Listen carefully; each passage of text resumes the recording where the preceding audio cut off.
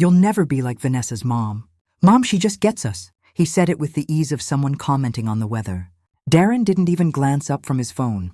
He just passed the salad bowl to Vanessa, then reached across the table for the napkins I had carefully folded that morning. Vanessa chuckled, light and dismissive, like it was some inside joke I wasn't part of. Maybe I never had been. I stood there holding the pitcher of water mid-pour, and for a second I didn't move. My fingers were clenched just tight enough to whiten my knuckles, but my face stayed soft. I smiled, nodded, sat down, and passed the bread. I didn't ask what Vanessa's mom did that was so perfect. I didn't mention the baby blanket I'd crocheted myself, or the late-night calls I took when their daughter had colic. I didn't remind him that it was my freezer they filled every week, or my car they used for appointments. I didn't say any of that. That night after they left, I stood at the sink washing the dishes. The sponge slipped from my fingers twice, and each time I bent to retrieve it, the ache in my lower back throbbed a little harder. I used to think those aches were from getting older, but that night they felt like something else, like grief. I stared at the window above the sink, where a crooked sticker of a sun used to be when Darren was 5. He'd stuck it there after a doctor's visit, saying it was to keep me company while I did the dishes. Now the glass was bare, and I wasn't sure who I was washing dishes for anymore. I dried the last plate, turned off the light, and went to bed without setting the coffee pot for morning, because something told me tomorrow didn't need to begin the same way. I wasn't born into much, but I always made sure Darren had what he needed. When he chipped a tooth falling off his bike, I got a second job to cover the braces. When his first car broke down on prom night, I paid for the tow and the repairs, and still gave him gas money for the next week. After his father died in that scaffolding collapse, I didn't sit down and cry. I filled out financial aid forms and picked up extra shifts, making sure Darren didn't have to pause his college plans. When Darren married Vanessa, I offered to help with the wedding. She said her mother already had it handled, so I just handed over a check for the photographer quietly. No strings, no spotlight. Then came the baby, my first grandchild. I bought the crib, the mattress, the stroller with the fancy suspension system. I painted the nursery while they were at work. I filled the closet with onesies in every size up to 12 months. I even stocked their fridge. Vanessa's mother flew in for the baby shower. She wore heels too high for that muddy backyard and gave a speech about motherhood and elegance. Everyone clapped. I paid for the catering and stood near the trash bags afterward, collecting paper plates and wiping down folding chairs.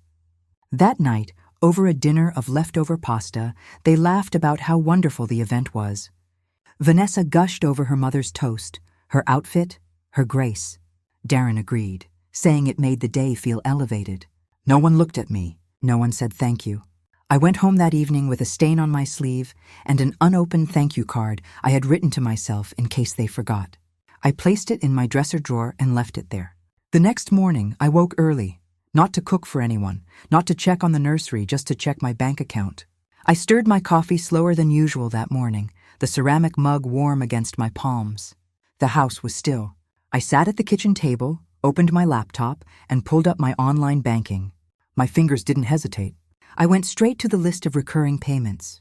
First, the electric bill. Cancel. Second, the grocery service I signed up for when Vanessa said she didn't have time to meal prep. Cancel.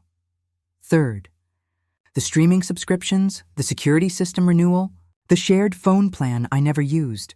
Cancel, cancel, cancel. It felt strange how simple it was. Just a click, as if undoing years of effort could be handled by a soft tap of the index finger. There was no anger in me, no dramatic music swelling in the background, just calm, tired, bone-deep calm. I closed the laptop gently, took a long sip of my coffee, and let the silence settle in like a friend who finally understood me. Then I walked to the front door and opened the mailbox. Inside was a single envelope with my name printed across the front. I knew what it was before I opened it, the car title still registered in my name. I had paid off that sedan in full after Darren's first promotion. He was supposed to transfer ownership months ago, but hadn't gotten around to it. I stood there a moment, thumbing the edges of the paper, then carried it inside and slipped it into the drawer with the unused thank you card. Vanessa once said, I was too sentimental. Maybe I am, but not anymore. I set the kettle back on the stove, poured what was left of my coffee down the sink, and reached for the folder labeled Documents Personal. It was time to make one more change. 3 days passed. I didn't hear from Darren or Vanessa, not even a missed call. The silence was nothing new, but this time it felt intentional, like I'd quietly stepped out of their orbit and they hadn't noticed the space I left behind. That morning, while sorting through emails, one caught my eye. The subject line read, "Thank you for your purchase." I clicked it without thinking, expecting some store promotion or an old subscription I'd forgotten to cancel. But it wasn't that. It was a receipt from a spa, a full-day package, deep tissue massage, luxury facial, wine pairing, eucalyptus steam treatment, total $547.22 booked for Saturday, under Vanessa's name. My stomach clenched. I scrolled down to the payment section. There it was, my card, the one still linked to the shared baby account I'd opened when their daughter was born. I'd meant for it to cover diapers, medicine, maybe a doctor's visit. Essentials, not wine pairings and eucalyptus steam. At the bottom of the invoice was a note, self-care before Cabo. I hadn't heard a word about a trip. I closed the email and opened the banking app. The baby account was nearly empty, under $50 left. Every transaction tracked and logged, most from high-end delivery services and boutique baby clothes. And now this. Vanessa didn't ask. Darren didn't tell me. I stared at the screen, numb. Then I clicked to remove the card. It took less than a minute. I stood up from the kitchen chair, walked to the drawer, and pulled out the folder labeled Documents Personal. Inside, tucked behind the car title and old receipts, was a printout I hadn't touched in a while. The deed to the cabin, not the beach house, not the main property, the small place in Oregon I'd inherited from my aunt. Remote, quiet, paid off, and still completely in my name. I spread it out on the table, smoothing the creases with my palms. Then I picked up the phone. Vanessa's mother had always arrived after the work was done. Hair done, nails fresh, a scarf tossed around her shoulders like she was headed for a brunch shoot instead of a baby shower or a birthday party. She'd glide in, hand over a bottle of imported wine, kiss the baby's forehead, and pose for pictures. The captions on Vanessa's social media always read the same. So lucky to have such a strong, inspiring mom. In the background of those photos, I was usually blurry, holding a garbage bag or wiping cake frosting off a plastic table. No captions for me, but I didn't say anything. I thought maybe in time they'd see the difference between show and substance, that maybe the quiet things I did would one day speak louder than the performances. They didn't. Instead, my inbox filled with small requests. Can you run to the store? We're out of milk. The sink's leaking again. Can you swing by after work? Vanessa's mom is taking a break this weekend, so if you could, no greetings, no thank yous, just tasks disguised as invitations. And when I did show up, they barely noticed. Darren would be on his phone. Vanessa would say, "Thanks," without looking up. If her mother was around, I became invisible altogether. Once I heard Vanessa tell a friend, "Darren is so thoughtful. My mom really raised him right." I didn't laugh. I didn't cry. I just folded the baby laundry I'd picked up on my way there and quietly let myself out. The truth was, I didn't want credit for raising Darren. I just wanted to feel like I mattered. But I was no longer sure I did. Later that night, I walked out to the porch and sat with a pen and a legal pad, the kind I used when I needed to make hard decisions. At the top of the page, I wrote, "Things I still owe them." Then I drew a line through the whole page. The bank was quiet on Thursday morning. A little too cold, a little too clean. I took a number and waited near the window, watching cars pass by on Main Street. When they called my name, I stood calm and certain. The young teller smiled and asked how she could help. I handed her the folder I'd brought, account closures, card cancellations, the release of my name from the townhouse lease. Every detail was there, every step outlined. She scanned the documents and paused when she saw the lease form.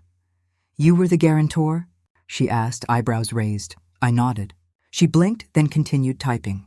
"All right, just one more form to sign, and you're completely free." I signed it without hesitation. My name no longer tied to their bills, their rent, their emergencies. It was like stepping off a treadmill I hadn't realized I'd been running for years. On my way out, I passed a little home goods shop and stopped. A porch chair caught my eye, wooden, curved arms, weatherproof. It reminded me of the kind my aunt had on her deck in Oregon. The cabin I hadn't visited in a decade but had never stopped thinking about. I bought it. That weekend, I stayed home. No milk runs, no last-minute babysitting, no errands dropped into my lap like obligations I should be grateful for. Just my new chair, the breeze on my porch, and the sound of birds picking at the feeder I'd filled that morning. I didn't check my phone. I didn't call and no one called me. But Sunday night, I got a message from Darren. "Hey, do you know what's going on with the electric bill? The lights went out and I can't get through to the service line." I stared at it for a long moment. Then I set my phone face down on the armrest, took a sip of coffee, and watched the sun dip behind the trees. The first call came at 2:12 p.m. I watched the screen light up with Darren's name. Let it ring. The second came 15 minutes later, then a third at 3:06. That time I silenced the ringer. I already knew what he wanted. There was no power at the townhouse, no AC, no fridge. I imagined Vanessa throwing out spoiled groceries, cursing under her breath. I imagined the baby fussing in the heat. By the fourth call, I was steeping my second cup of coffee. The sun was just dipping low enough to paint the walls gold. I picked up, "Mom, what the hell is going on?" "The power's off." Vanessa's furious. "The baby's crying and we can't get through to the utility company." I took a slow sip. "Did you try resetting the breaker?" "What? No, it's not that kind of outage." "Mom, the bill didn't go through." "I thought you had auto pay set up." I leaned back in my chair, eyes on the breeze rocking the wind chimes outside. "I don't," I said. There was a pause, then a low, incredulous laugh. "Are you serious? Why wouldn't you tell me?" I kept my voice steady. "I figured you'd ask the one who gets you. Maybe she can help you get reconnected." Another pause. Then his voice shifted, half hurt, half pride. "You really hung me out to dry?" "No," I said quietly. "I stepped back and let you handle what you called yours." And then I hung up. I didn't feel triumphant, not even relieved. I just felt still. The wind moved through the trees outside, soft and indifferent. And for once, I didn't move to fix a thing. The subject line read, "Disappointed in you." Vanessa's email was exactly what I expected. Sharp, condescending, and full of assumptions. "You're being petty and cold," she wrote. "This isn't what a real mother does. Darren is devastated. We're doing our best, but your silence is making everything worse. I don't know what happened to you." I stared at the blinking cursor, typed one sentence. "You never asked who was paying, only why it stopped." Then I sat back, reread it, and hit delete. Not worth it. Instead, I clicked forward, sent the entire email to my lawyer with a short note. "Keep for records, just in case." Later that week, a neighbor showed me something. Vanessa had posted a photo of a candlelit dinner, melting ice in glasses, with their toddler in the background wearing just a diaper. The caption read, "Some people only love you when they control you. When they can't, they call it distance." Dozens of likes and a few sympathetic comments followed. "Stay strong, Mama. Cut the toxic ties. Let them go." I didn't reply. I didn't defend myself. I just poured another cup of coffee and sat on my porch chair, watching the sun settle behind the trees. There was no bitterness, just space. Finally, a hummingbird flitted to the feeder I'd hung last Sunday. For the first time in years, no one was calling my name from the next room. No grocery lists on the counter. No late-night texts asking for a quick loan or a last-minute babysit. I leaned back and took a long sip. The silence didn't hurt. It healed. Inside, the phone buzzed again. Another call.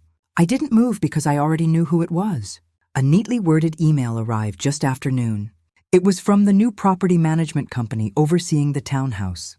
They were updating records, reviewing leaseholders, and had a simple question. Would you like to transfer the lease or let it lapse at renewal? I sat back in my chair. My name was still at the top of the lease, first and only. Darren had never signed a single page. The original deposit, the renter's insurance, even the utility setup had all come from my accounts. Not once had he asked. Not once had I explained. It was just expected, like so many things had been. I hovered over the keyboard, typed 2 words, no renewal, then hit send. The next day, the calls started again. I didn't answer. Instead, I watched the days tick down like quiet dominoes. The townhouse technically would revert to the management company by the end of the month. And without my name, Darren had no claim, no contract, no defense. I imagined the moment he'd learned that, maybe during a visit to the office, assuming everything would be fine. Maybe when a letter arrived with a formal vacate notice, his name nowhere on it. Not my revenge, just reality. I had carried them on paper for years, quietly, without ceremony, without thanks. Now the weight was lifting line by line, name by name. I brewed another pot of coffee, let the steam fill the kitchen, and opened a folder I hadn't touched in months. My own apartment application, the one I'd saved but never submitted.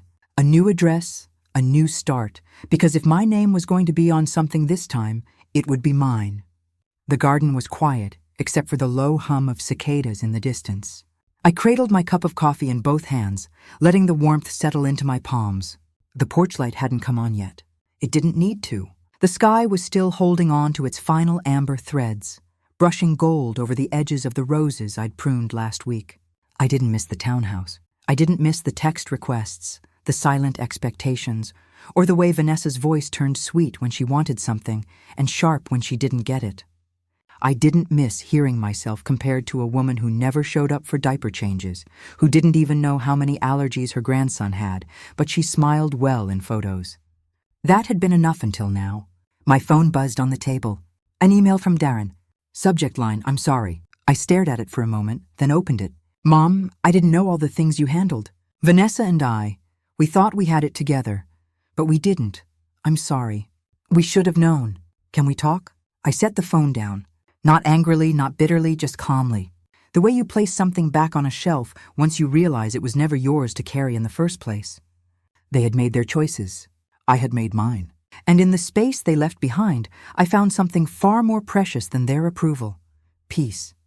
I took another sip, let the silence hold me, and watched the last light dip below the hedge.